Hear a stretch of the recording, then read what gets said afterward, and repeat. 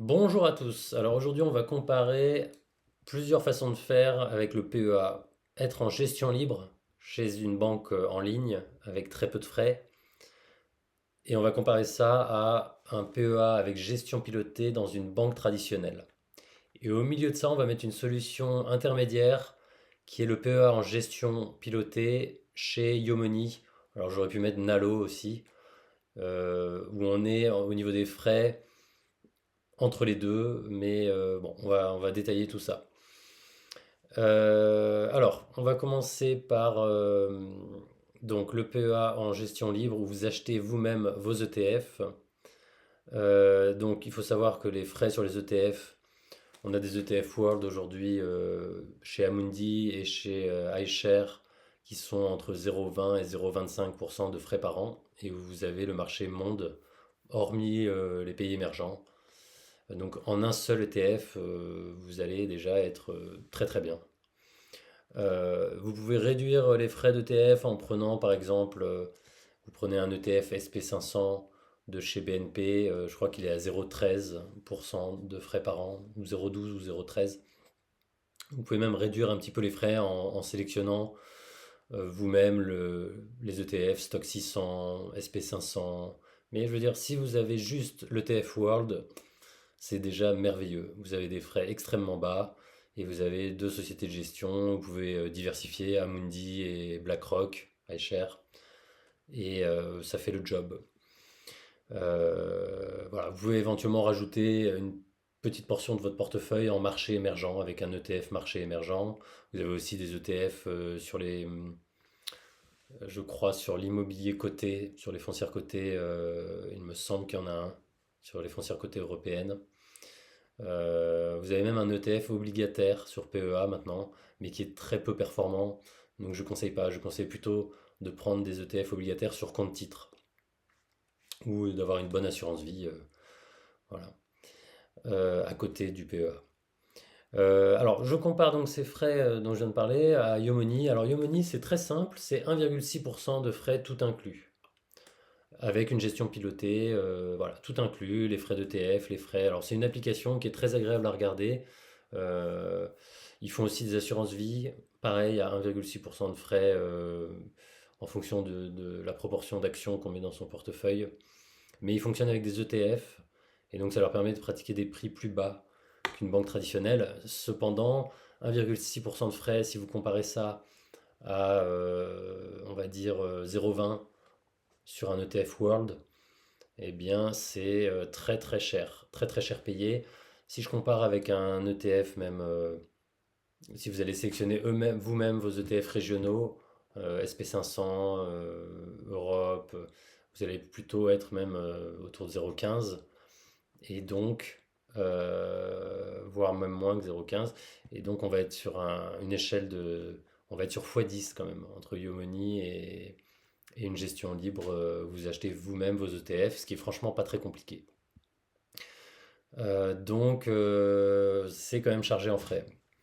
Après, on compare ça, mais ça a le mérite d'exister. Pour quelqu'un qui veut vraiment ne rien faire, Yomoni a le mérite d'exister. On compare ça à une banque traditionnelle en gestion pilotée. Alors là, c'est un massacre.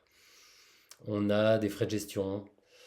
On a en général pas d'ETF, mais que des fonds actifs, des OPCVM, euh, qui sous-performent leur indice sur le long terme. À noter qu'en gestion libre, si vous aimez les fonds actifs, il est tout à fait possible d'acheter par exemple le fonds sur les small caps de William Higon, qui a fait 13% annualisé depuis des décennies. Donc il est aussi possible d'acheter des fonds actifs de très bonne qualité en gestion libre. Donc revenons à la banque traditionnelle, donc beaucoup de frais sur des OPCVM. Vous allez avoir des frais de versement parfois aussi, des frais d'arbitrage.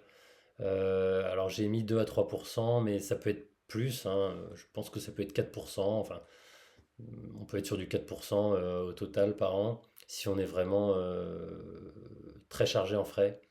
Donc c'est vraiment catastrophique. Bon, bah, j'ai déjà parlé de beaucoup de choses. Les frais d'arbitrage, bon, ils sont inclus chez Yomoni. Le PEA, un des moins chers PEA actuellement, ça va être Trade Republic, où il n'y a pas de frais sur les investissements programmés. Chez Boursorama, il n'y a pas de frais sur les ETF, sur un certain nombre d'ETF de BlackRock. Ils ont fait un partenariat entre Boursorama, donc Boursorama c'est la Société Générale, hein, et BlackRock. Chez une super banque aussi, Fortuneo, banque en ligne, bon, c'est un PEA qui est vraiment top, avec pas de frais d'ordre, je crois, sur le premier ordre à 500 euros dans le mois. Donc très très bon PEA aussi. Il faut savoir que toutes les banques en ligne en général ont des bons PEA.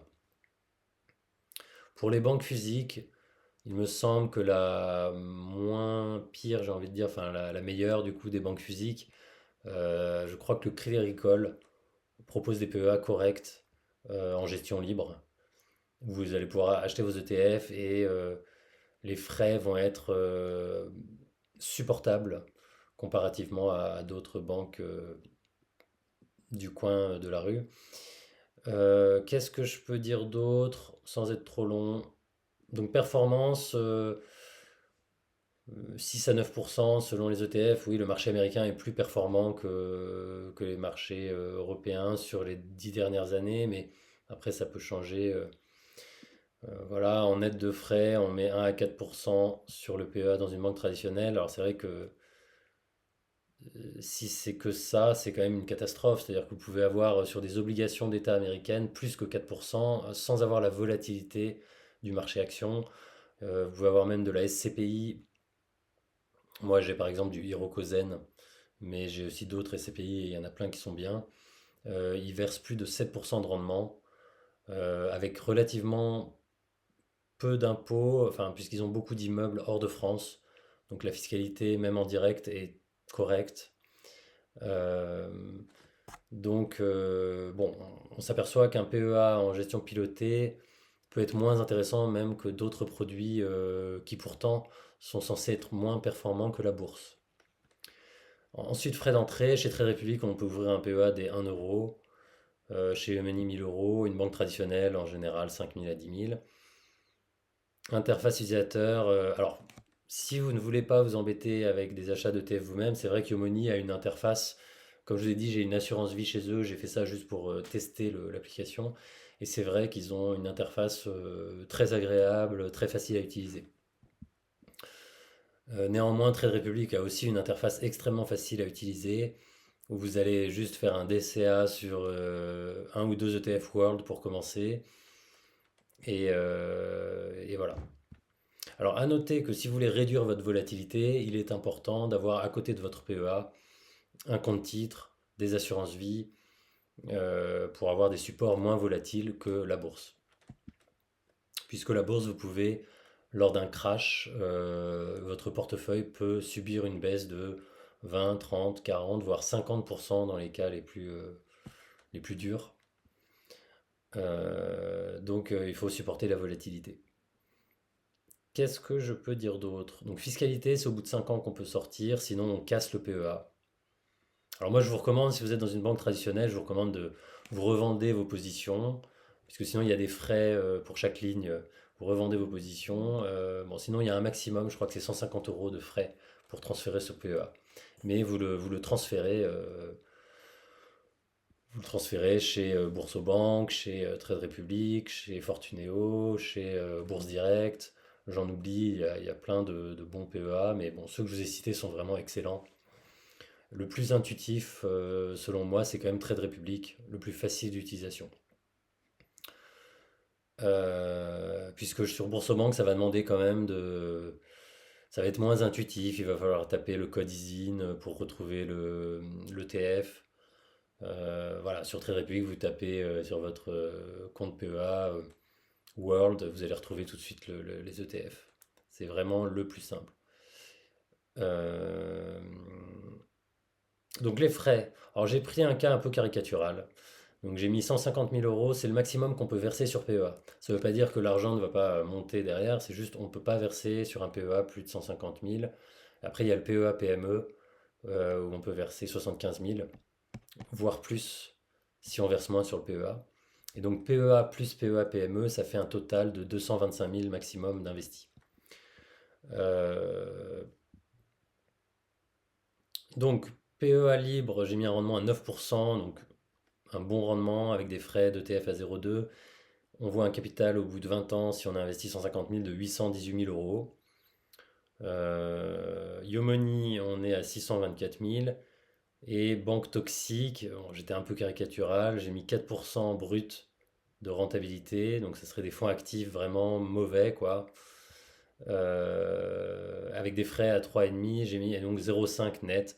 Bon, j'ai été un peu caricatural dans mon exemple, hein, puisque j'ai mis des très bonnes performances sur le PEA en gestion libre, des performances mauvaises avec beaucoup de frais sur la banque traditionnelle. Donc j'ai mis un scénario un peu extrême, mais c'est pour vous montrer à quel point c'est important de choisir son bon PEA et de se former pour pouvoir acheter soi-même ses ETF, ce qui n'est vraiment pas difficile, hein. J'ai parlé dans ma vidéo d'hier du livre Épargnant 3.0 d'Edouard Petit. C'est honnêtement très très très facile d'acheter sur les marchés.